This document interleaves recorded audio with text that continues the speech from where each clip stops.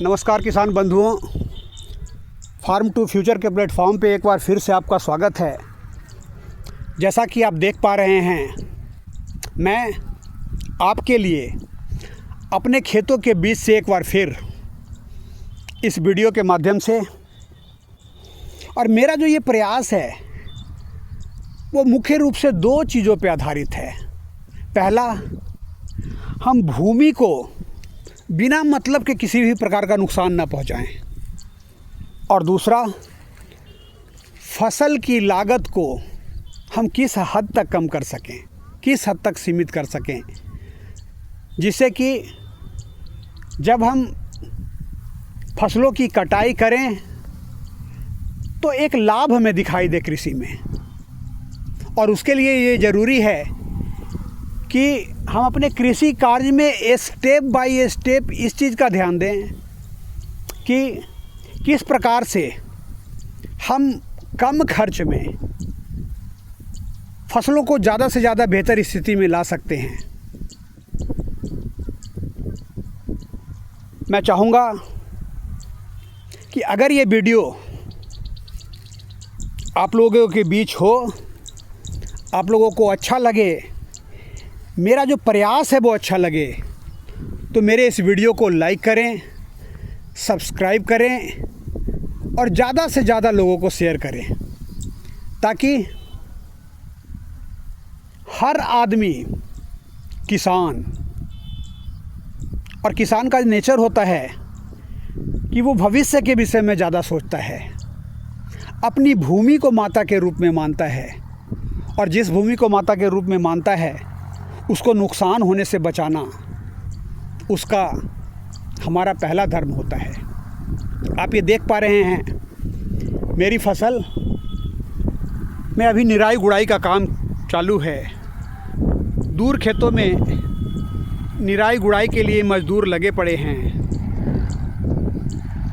और चूँकि निराई गुड़ाई का काम अभी चालू है तो अभी तक किसी भी प्रकार की खाद का इस्तेमाल नहीं किया गया है।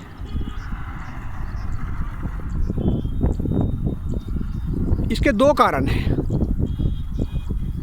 पहला, फसल की जो ग्रोथ है वो अब तक सही जा रही है। चारों तरफ हरियाली ही हरियाली दिखाई दे रही है, और इसके कारण मैंने ये तय किया कि जब निराई गुड़ाई का काम पूरा हो जाएगा तब अपने खेतों में उसके ज़रूरत के अनुसार कम मात्रा में मैं एक ही बार खाद का इस्तेमाल करूँगा। हालांकि मैं यहाँ पे ये स्पष्ट कर देना चाहता हूँ कि मैं अभी गलत पे हूँ। धान की रोपाई में पौधों के लिए ज़रूरी है कि अगर जिस खाद की जिस मात्रा में खेतों में ज़रूरत है वो आपको 30 दिन के अंदर में अप्लाई कर देना चाहिए, लेकिन मज़दूरों की कमी के कारण, निराई गुड़ाई का काम लेट हो जाने के कारण, और चूँकि इन खेतों में मूंग की फसल थी जायद के रूप में, और मूंग की फसल जो है वो अपने आप में एक बहुत ही उपयोगी हरी खाद का रोल अदा करती है, तो मैं ये 30 दिन के अंदर किसी भी प्रकार के खाद का इस्तेमाल नहीं कर सका। लेकिन जैसे ही निराई गुड़ाई का काम पूरा होगा, मैं एक बार इन खेतों में उसकी ज़रूरत के अनुसार खाद का इस्तेमाल करूँगा। लेकिन मैं आपको अभी अपनी फसल की ग्रोथ दिखाता हूँ।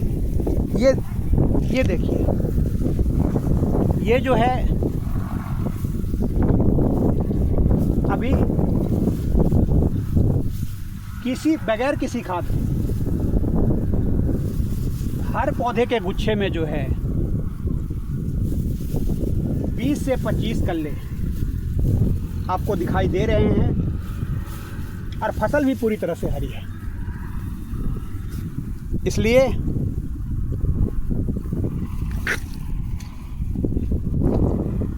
मुझे ये लगता है कि मैं अपनी इस फसल को एक ही खाद पर इसकी आयु को पूर्ण कर पाऊंगा। और उससे होगा क्या, खाद का खर्चा जो है, दूसरी खाद का खर्चा वो बचेगा। जब वो दूसरी खाद का खर्चा बचेगा तो वो मार्जिन ऑफ प्रॉफिट में हमें दिखाई देगा। और मैं बार बार किसानों को यही सलाह देता हूँ जो मैं अपने अनुभव पर देता हूँ कि जब भी हम कृषि का कार्य करें, अपने पौधों के बीच समय दें, अपने खेतों के बीच समय दें।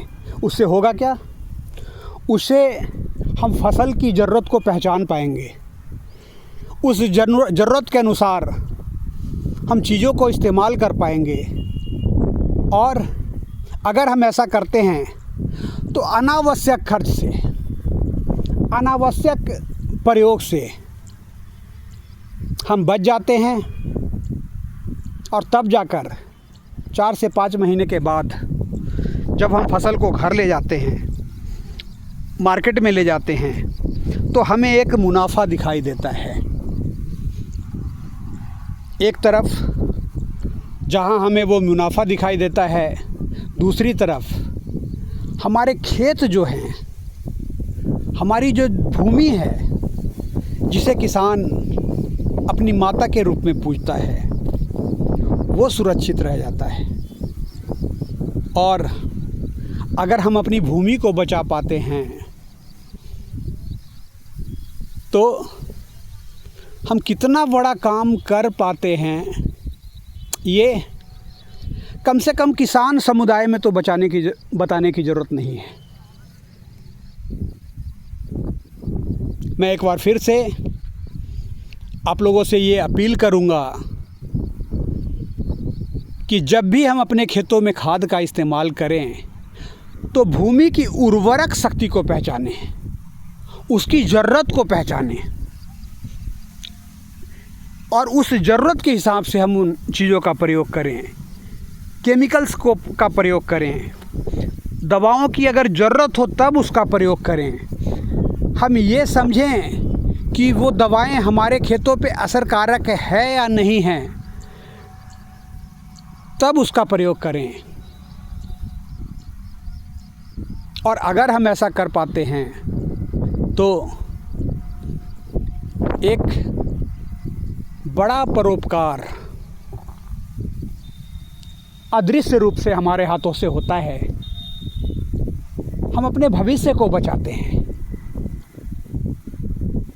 और यही किसान का पहला धर्म है। तो मैं ये कहूँगा कि हम अपने धर्म को पहचानें।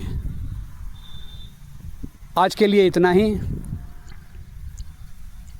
आगे मैं फिर से जब भी अपने खेतों में खाद अप्लाई करूँगा तो फिर एक नए वीडियो के माध्यम से आप लोगों के बीच आना चाहूँगा। तब तक के लिए धन्यवाद।